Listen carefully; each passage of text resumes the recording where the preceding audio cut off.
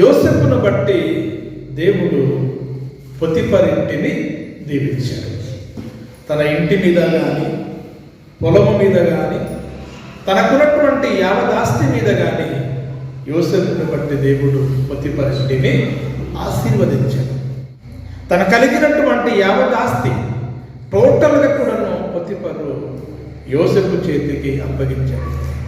అతడు తనకు కలిగినదంతయు యోసేపు చేతికి అప్పగించి ఆయన ఆహారం తినుట తప్ప తనకు ఏమి ఉన్నదో లేదో అని విచారించిన వాడు కాడు. యోసేపు రూపవంతుడు సుందరుడునై ఉండెను. అటు తర్వాత అతని యజమానుని భార్య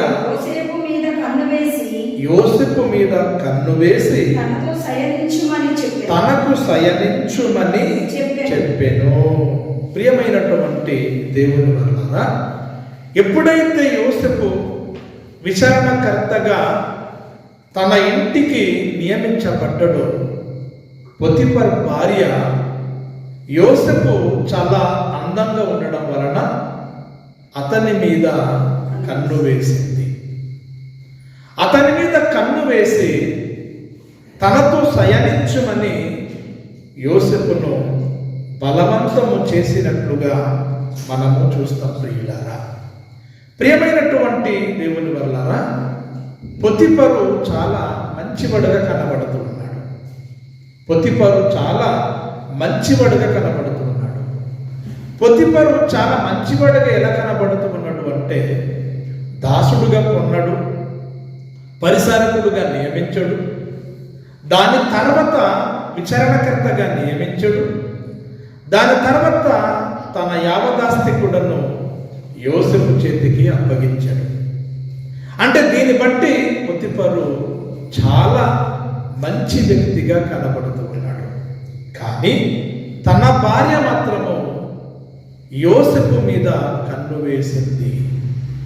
అక్రమ సంబంధం పెట్టుకోవడానికి, తన కోరికలు, తన కామము ఎలాగైనా సరే ఈ యోసేపుతో తీర్చుకోవాలి అని యోసేపు మీద కన్ను వేసినట్లుగా మనము చూస్తాం. ప్రియులారా, ప్రియమైనటువంటి దేవుని వల్లారా, ఈరోజు కూడా చాలా మంది వివాహం చేసుకున్నటువంటి స్త్రీలు భర్త ఉంటుండగా భర్త కన్ను కప్పి రహస్యముగా సీక్రెట్గా ప్రియులారా అక్రమ సంబంధాలు పెట్టుకోవడానికి ప్రయత్నం చేస్తూ ఉంటారు. తనకు భర్త ఉండడు, తన కోరికలు ఏమైనా ఉంటే తన భర్తతో తీర్చుకోవాలి. కానీ తన భర్త ఉంటుండగా ప్రియులారా యోసేపును కన్ను వేసింది. కానీ యోసేపు ఏ మాత్రం కూడాను ఒప్పుకోలేదు. అలా చెప్పినప్పుడు యోసేపు పొతిఫర్ భార్యతో ఏమని చెప్పాడో ఆ మాటలు చాలా అద్భుతంగా కనబడతాయండి. దయచేసి ఆ మాటలు చదవండి పిల్లల. కింది వాక్యం, అయితే అతడు ఏ మాత్రం కూడాను ఒప్పుకొనలేదు. అమ్మా, అతడు ఏ మాత్రం కూడాను ఒప్పుకొనలేదు. ఈరోజు అవకాశాల కోసం ఎదురు చూస్తూ ఉంటారు. చెప్పడమే ఆలస్యం, ఇమ్మీడియట్లీగా అంగీకరించే వాళ్ళు యవనస్తులు ఈరోజు చాలామంది ఉంటారండి. పురుషులు చాలామంది చెప్పిన వెంటనే అంగీకరించడానికి రెడీగా ఉండే వాళ్ళు ఉంటారండి. కానీ ఇక్కడ ఆవిడ అవకాశం ఇచ్చినప్పటికీ, బలవంతం చేసినప్పటికీ యోసేపు ఏ మాత్రం కూడా ఒప్పుకోలేదు. ప్రియులారా, పాపం చేయడానికి కొన్ని సందర్భముల్లో అపవాది సాతానుడు మనకు అవకాశాలు కల్పిస్తూ ఉంటాడు. మనకు కొన్ని అవకాశాలు వస్తున్నప్పటికీ మనము పాపం చేయడానికి ఏ మాత్రం కూడా ఒప్పుకోకూడదు. వాడే నిజమైనటువంటి దేవుని కుమారుడు, నిజమైనటువంటి క్రైస్తవుడుగా పిలువబడతాడు. చదవండమ్మా, ఏమని చెప్పాడు? నా యజమానుడు తనకు కలిగినదంతయు నా చేతికి అప్పగించను కదా. అంటే దీని అర్థం ఏంటంటే, నా యజమానుడు నన్ను నమ్మి నా మీద నమ్మకంతో తనకు కలిగినదంతా కూడాను నా చేతికి అప్పగించాడు. నిన్ను తప్ప నా యజమానుడు యావదాస్తి కూడాను నా చేతికి అప్పగించడు. నిన్ను అప్పగించలేదమ్మా, ఆస్తి అప్పగించడు. నేను ఎందుకు తప్పు చేస్తాను అని ప్రియులరా మరి పొతిఫర్ భార్యని యోసేపు బుద్ధిమడలు చెప్తున్నాడు. నా వశమున తన ఇంటికి ఏమున్నదో ఎరుగడు. ఈ ఇంటిలో నాకంటే పైవాడు ఎవడును లేడు. అంటే నేనే తలకాయగా ఉన్నాను.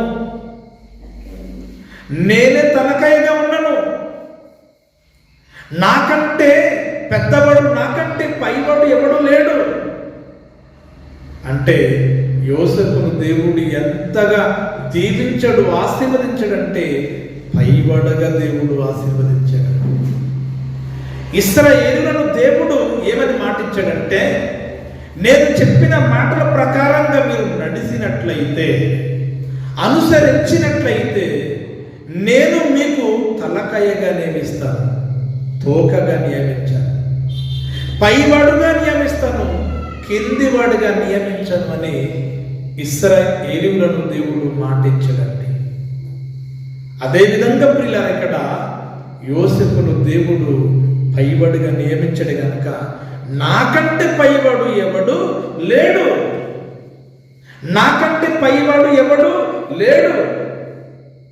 నాకంటే మించినవాడు, నాకంటే పైవాడు, నాకంటే గొప్పవాడు, నాకంటే పెద్దవాడు లేడు. నేనే పైవాడుగా, నేనే గొప్పవాడుగా. నన్ను నమ్మి నా యజమానుడు యావదాస్తి నా చేతికి అప్పగించాడమ్మా. ఇంత నన్ను నమ్మకంతో అప్పగించినటువంటి నా యజమానుడిని నేను ఎలాగ వెన్నుపోటు పొడవగలను? నేను ఎలాగైనా అతనికి మోసం చేయగలను? అతనికి కళ్ళు కప్పి నీతో ఎలాగ నేను తప్పు చేయగలను, నీతో ఎలాగైనా సహించగలను అని పొతిఫర్ భార్యని యోసేపు బుద్ధి మాటలు చెప్తూ ఉన్నాడు. చదవడమా ఇంకా? నీవు అతని భార్య అయినందున నిన్ను తప్ప మరి దేనిని నాకు అప్పగించలేదు. టోటల్ వెండి బంగారము, పొలములు, గొర్రెలు, మేకులు ఏమున్నా అతనికి కలిగిన సంపదన యావత్తు కూడాను టోటల్గా నా చేతికి అప్పగించాడు. నీవు తనకు భార్య అయినందుకు నిన్ను తప్ప యావదాస్తి కూడాను నా చేతికి అప్పగింపబడింది అంటున్నాడు. చదవండి. కాబట్టి నేనెట్లు ఇంత ఘోరమైన దుష్కార్యమును చేసి దేవునికి విరోధముగా పాపము కట్టుకుంటున్నాను.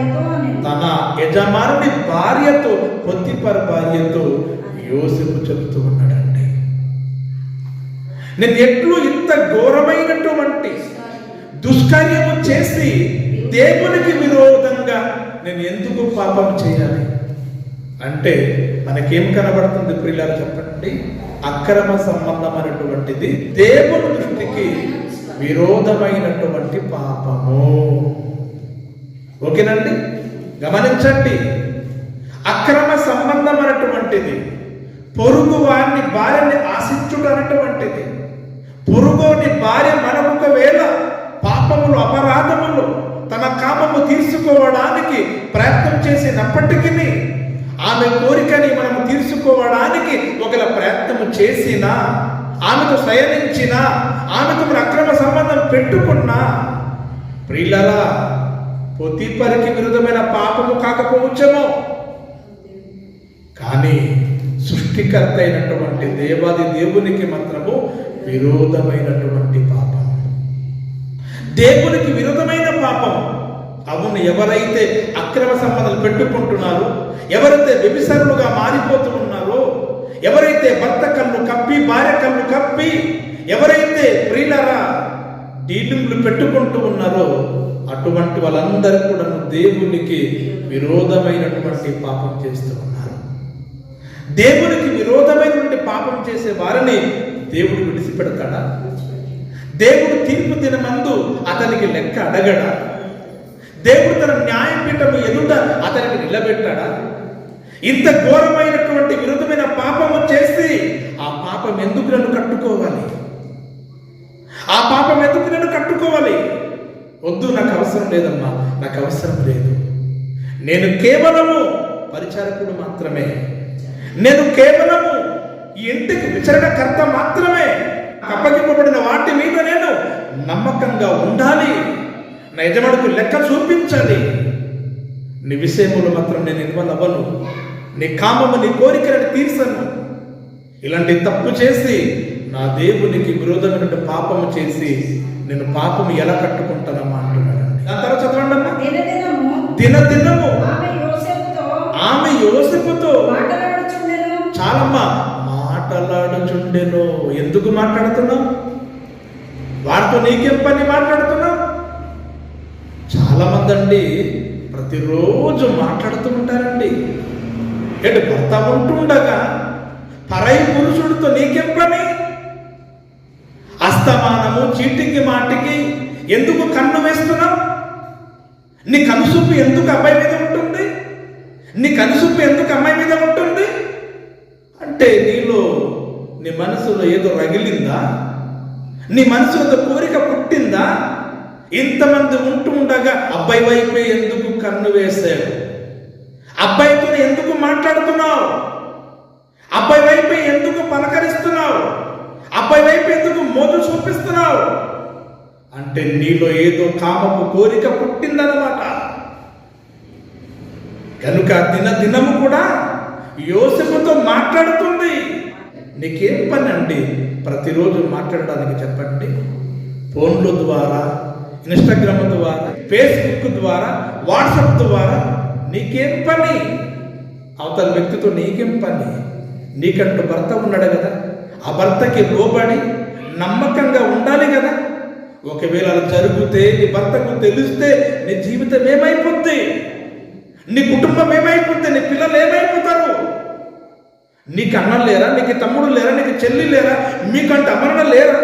వాళ్ళు పరువు పోదా? నీ బట్టి నీ తమ్ముడికి పరువు పోదా? నీ బట్టి అమరణకు పరువు పోదా? నీ బట్టి నీ కుటుంబానికి చెడ్డ పేరు రాదా? నీ బట్టి నీ గ్రామానికి, నీ కుటుంబానికి వేడ్నం రాదా? భర్తతో మృదువుగా మాట్లాడదు, కానీ పరాయి పురుషుడితో మాత్రము మృదువుగా మాట్లాడుతున్నావు. పరాయి పురుషుడితో మాత్రం ప్రేమగా మాట్లాడుతున్నావు.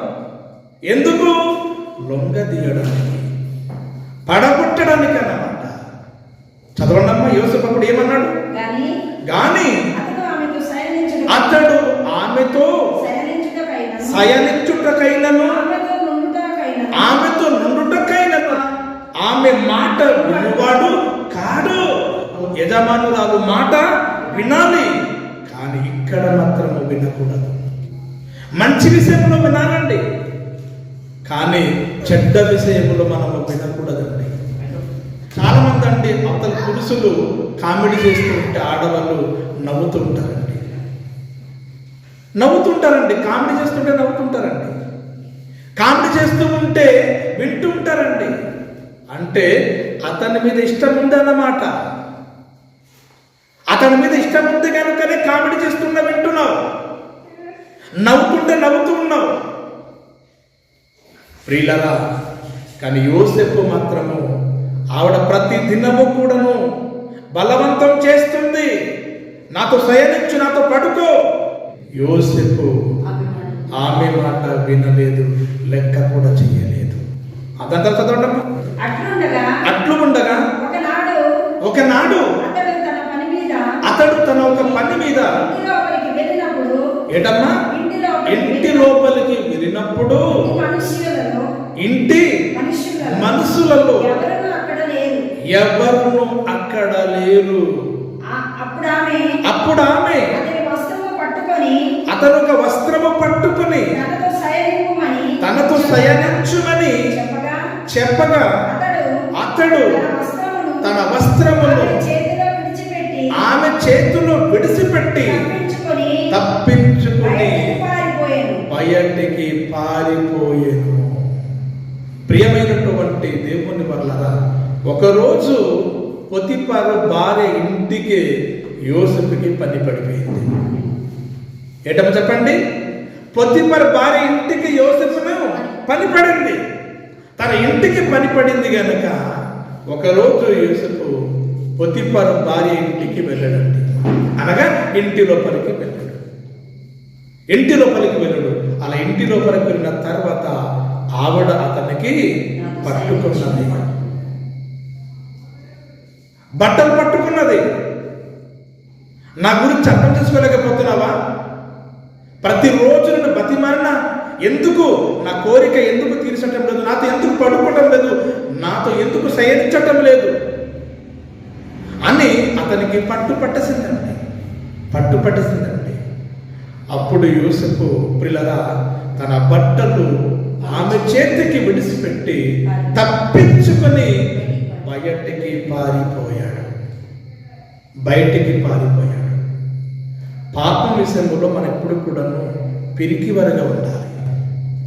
పాపము దరిదాపులు కూడా మనము ఉండకూడదు. అయితే యోసేపు చాలా పవిత్రంగా దేవునికి భయపడవాడు కనుక పాపములు అపరాధములు పడిపోలేదు. ఆమె బలవంతం చేసినప్పుడు ఇక సుఖం లేదు, ఇక్కడ ఉండకూడదు అనుకుని తన బట్టలు ఆవిడ చేతికి అప్పగించి అతను బయటికి తప్పించుకొని పారిపోయాడు. అయితే బైబిల్ కొన్ని మాటలు మీకు చూపించాలనుకుంటున్నాను. 1 కొరింథీయులకు రాసిన పత్రిక 7వ అధ్యాయము 1వ వచనం చదవండి ప్రియులారా. మీరు రాసిన వాటి విషయము స్త్రీని ముట్టకుండుట పురుషునికి మేలు. మీకు అర్థమైందండి?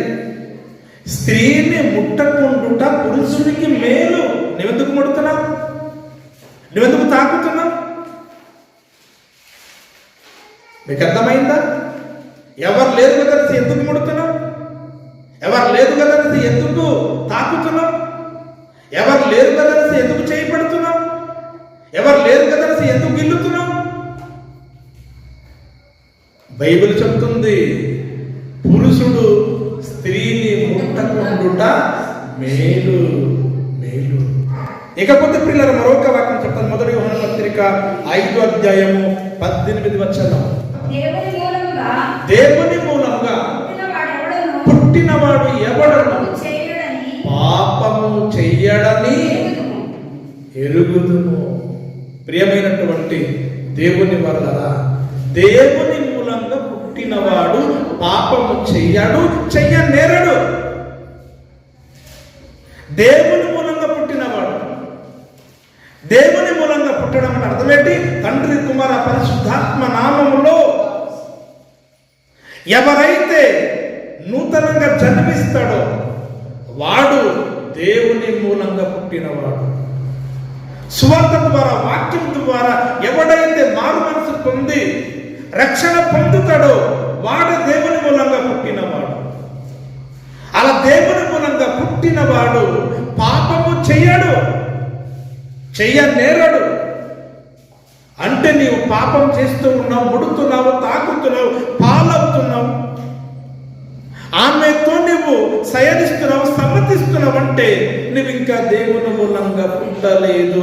నామకర్త క్రైస్తుడుగా మాత్రమే బైబిల్ చేతికి పట్టుకొని వస్తూ ఉన్నావు. ఇన్నల వరకు నువ్వు యాక్టింగ్ చేసావు.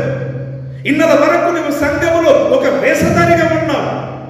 ఇన్నల వరకు సంఘస్థుడికి నమ్మించావు, నీ భార్యకి నమ్మించావు, నీ భర్తకి నమ్మించావు, ఒక సంఘ కాపులను నమ్మించావు. ఎవరైతే దేవుని మూలంగా పుడతారో వారు పాపము చెయ్యనేరరు అని దేవుని లేఖనాలు సెలవిస్తున్నాయి. ప్రియులారా, ఇకపోతే మరొక వాక్యం చూపిస్తాను. యాకోబు పత్రిక 1వ అధ్యాయము 27వ వచనం చదవండి ప్రియులారా. 27వ వచనం.